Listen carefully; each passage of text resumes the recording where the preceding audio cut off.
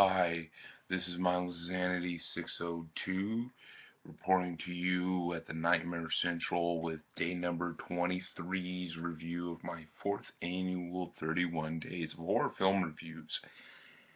And guess what day number 23 means? Well, that means that we're going to do the typical Halloween 3 Silver Shamrock jingle. 8 more days till Halloween, Halloween, 8 more days till Halloween, fucking Silver Shamrock. Bam. I have to have that obvious reference because Halloween 3 fucking rocks. And I love Halloween 3. I love it to death, so why not make that, you know, cheap fan reference? Because Halloween 3 fucking rocks, so.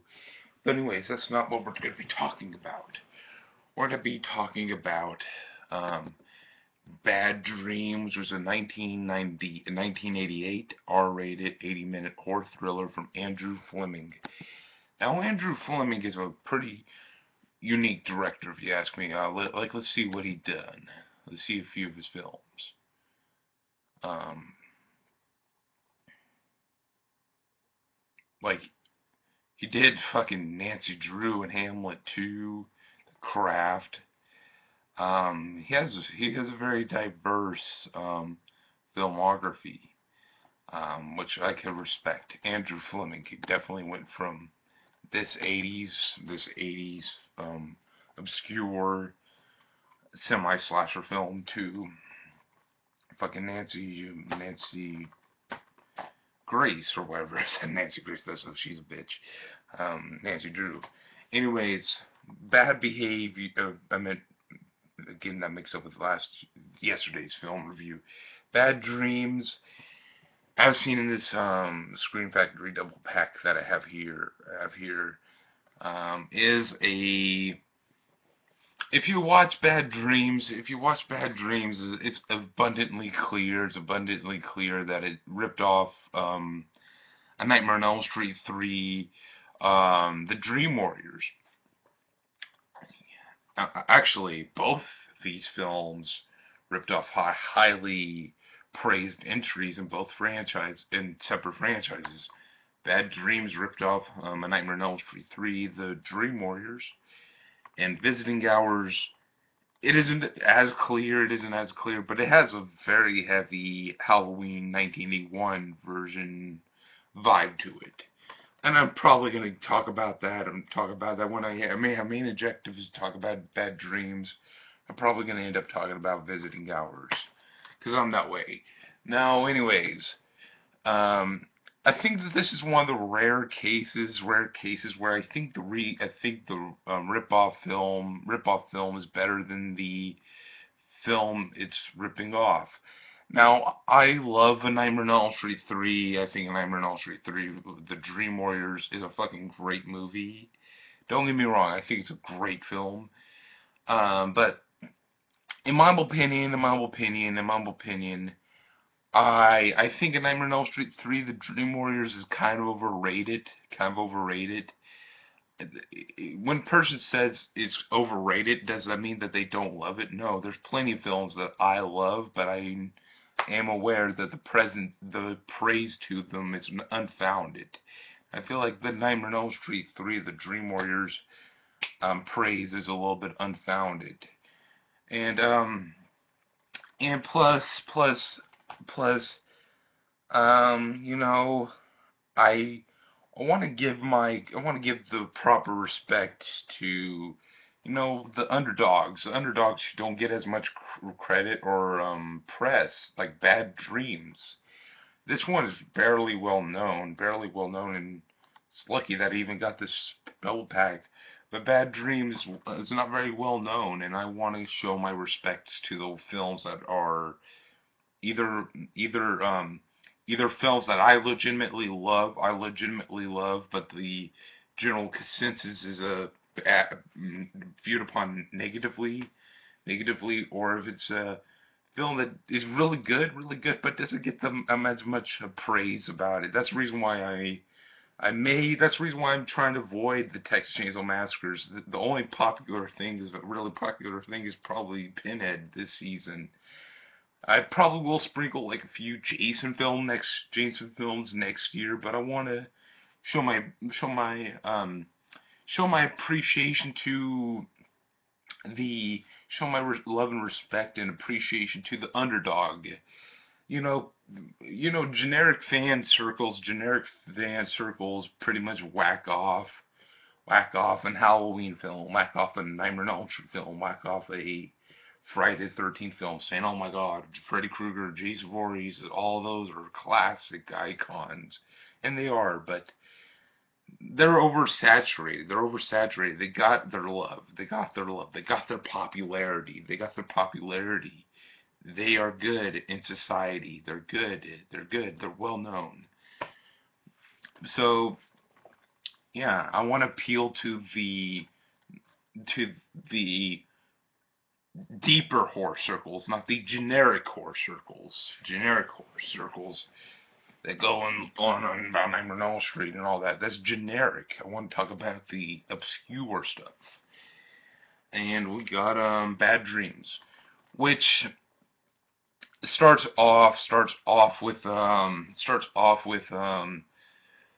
we getting into this cult called Unity, which is a church group called Unity, and they have this Harrison, I think his name is Harrison, who is a very menacing villain.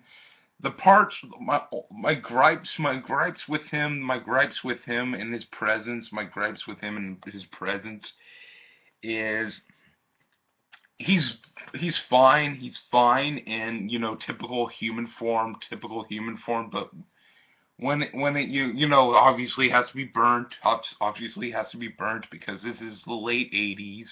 This is the late 80s when A Nightmare on Elm Street was at its peak of popularity, and we have to, make our Nightmare on Elm Street ripoff, and we have to make our Nightmare on Elm Street ripoff. And when he's in burnt form, he looks horrible. The eyes is a little bit too bulgy. He has a little. This is horrendous makeup. It looks kind of cheap and silly. It makes the horrendous makeup job in Nightmare on Elm Street 5, The Dream Child, which I love in Nightmare on Elm Street 5, The Dream Child. Don't get me wrong, it's an underrated entry. But that makeup is so awful in Nightmare on Elm Street 5, The Dream Child. So this makeup when he's in burnt form is just horrendous. It's just horrendous. But once he's out of that burnt form, when he's in typical human form, he's fine, and we get to be introduced to Jennifer Rubin, which further backs up the A Nightmare on Elm Street 3, the Dream Warriors ripoff claim, because it does, it really does. Because Jennifer Rubin is fucking beautiful in this movie. She's usually a beautiful girl. I love Jennifer Rubin. She's fucking gorgeous. But Jennifer Rubin in this film, obviously she was in Nightmare on Elm Street 3, the Dream Warriors. We also get the person who plays Roger Rabbit later on, who also played in Nightmare on Elm Street, the original, as like a sleep psychiatrist, a sleep pattern with Nancy and her father and her mother. In that one scene when she's checking, when they're doing analysis on her dream sequence, he makes an appearance. So we get to see the scenes, and we get Bruce Abbott, who stars in the Reanimator films, who looks a lot like Elias Koteas in his younger years, which is I bet you Jennifer Rubin, who's divorced, her divorced husband is Elias Koteas. Pretty much, I think would hate this film because her ex-husband looks a lot like Bruce Abbott in this film, which oddly enough, Bruce Abbott played Elias Koteas' character in The Prophecy too. Elias Koteas played this main sheriff in The Prophecy, and for some odd reason he didn't show up for part two, so Bruce Abbott replaced him.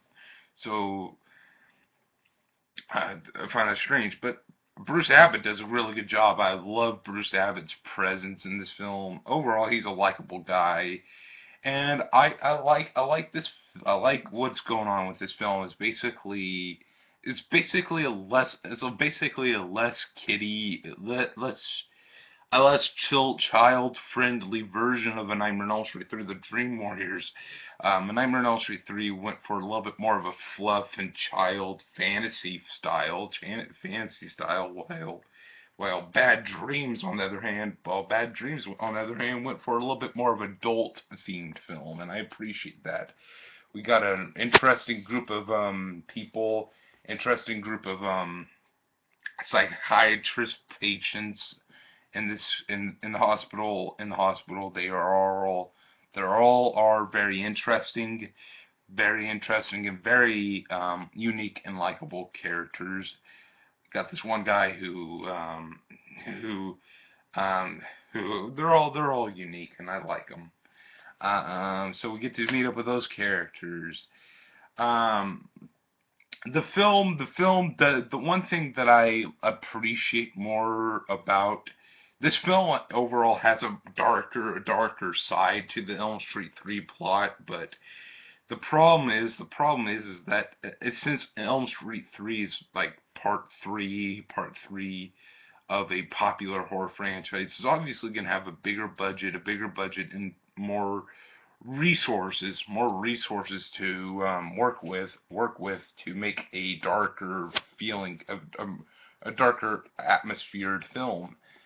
That's one thing that Elm Street 3 has over this, but overall, I think Bad Dreams has more in its favor than Elm Street 3. Um, Elm Street 3. The cool thing about it is that we get these dream presents, and I like that the film starts off with this Unity church cult, basically doing, like they said earlier, a Jim Jones town massacre with each other later on in the film. And I like that we started off in that place with the whole tire on things. One thing that kind of irks me was when the cult members of that church cult were about to, douse themselves in gasoline and set themselves on fire. Um, it seemed like they were a little bit too slow to react to it. Some people were reacting very calmly, way too fucking calmly. Understand that they are a part of this cult, and they gave people they gave their permission to be doused, and they were going in this full wittingly. But I know deep down, us humans want to maintain our lives, and if people want to maintain their lives, no matter how much our brains say, oh, I want to burn myself and be part of this cult. Or deep down, if we're being burnt, and if anything threatens our life, I think deep down in our resources or recesses of our animalistic nature, we want to fight for our lives. And I did not believe that that particular scenes where they just reacted so calmly to the whole ordeal. It kind of takes me out of that. But there's a few things that kind of bother me, like in this film. But overall, I enjoy Bad Dreams. I think Bad Dreams is a better movie than the movie that it was ripping off. I enjoy it more. I think Bad Dreams, it has a proper tone to it. I also love that we started like completely forgot this point. That we start off with this cult, and then we realize there was this other guy who's controlling all these murders because he wanted to prove a point about these drugs or whatever, and he administered these drugs to people, and so he was trying to get her to kill herself. I like that. I like that, and I think that that was pretty cool. One thing I don't like, one scene that bothers me is the whole tire, Bruce Abbott hallucinating of the murdering the evil bastard scene when he was in his car. That was kind of a bit silly to me, but I could look past this film's shortcomings because I enjoyed it. I enjoyed it. It's not a There's very little films that I believe are really flawless, but I think Bad Dreams is a perfectly entertaining entry in the slasher genre. I think Bad Dreams probably needs a little bit more of a resurgence. But since let's pass some time and talk about Visiting Hours for a little while. Visiting Hours, I really don't get. I really don't get this double pack here. I really don't. I really don't get why these two movies are Paired up. The only thing that they really have in common with each other is that they both are technical rip-offs of highly praised sequels and famous horror franchises. Um, Visiting Hours rips off Halloween 2, the original Halloween 2 a bit, and I love Halloween 2. I think Halloween 2 is probably the best part 2 out there. Maybe in Nightmare on Elm Street 2, Freddy's Dead, can't top that film. I definitely know Friday 13 Part 2 can't, because Friday 13 Part 2 is kind of a lackluster entry in that franchise. Yeah, Friday 13 Part 2 is a little bit of a lackluster franchise in that franchise. But Visiting Hours. I believe it's also good. I believe it's also good, but I believe that's the inferior film in this double pack. Visiting Hours just isn't as impressive or as good as Bad Dreams. It's very sleazy. It's very sleazy. I like what's that actor's name? Fuck, do do do. Michael Ironstein. I like Michael Ironstein as a villain. He does some really disturbing shit in this film. Disturbing shit in this film as a villain. And overall, it has a very fun vibe. It's dark. It's a little bit too dark and melancholy at some portions of the film, but overall, I would recommend this double pack here. Anyways, there isn't much of an extras for either one of these films, but that's understandably so. Both are presented in fine picture quality. There's the Bad Dreams little inserts on there, and then there's the Visiting Hours. Um, I believe both these movies are really good. If I were to give if I were to give Bad Dreams, I would give it excuse me, I think I would give it a 7 out of 10. Visiting Hours, I probably would give a 6.5 out of 10. They're both good. Anyways, this has been day number 22 of my 4th annual 31 Days of Horror Film Reviews. And, we gotta do that again. We gotta get that nice little jingle going. 8 more days till Halloween, Halloween, Halloween, motherfuckers. Silver Shamrock, you can never go wrong with that film. It's fucking awesome. It's fucking awesome. But yeah, this has just been day number 23, and like I said, 8 more days, 8 more days. Uh, anyways, we have about one more review in this week before we enter the final week of October. Anyways, I hope that you like this video. Hope that you like this video. Hope that you subscribe to this channel. Hope that you subscribe to the channel. Hope that you leave a comment. Leave a comment with your thoughts on this film, so we can develop a bit of a discussion. A discussion. Um, a discussion. And I hope that you subscribe, leave a comment, like the video, and it'll be greatly appreciated. Greatly appreciated. Yet again, like any form of appreciation, it's unrequired. It's unrequired. I want to make that abundantly clear. But if you really enjoy this video, if you really do sincerely, then share this video with your to your Facebook walls, your Twitter walls, or whatever. And so I could continue to grow as a YouTuber.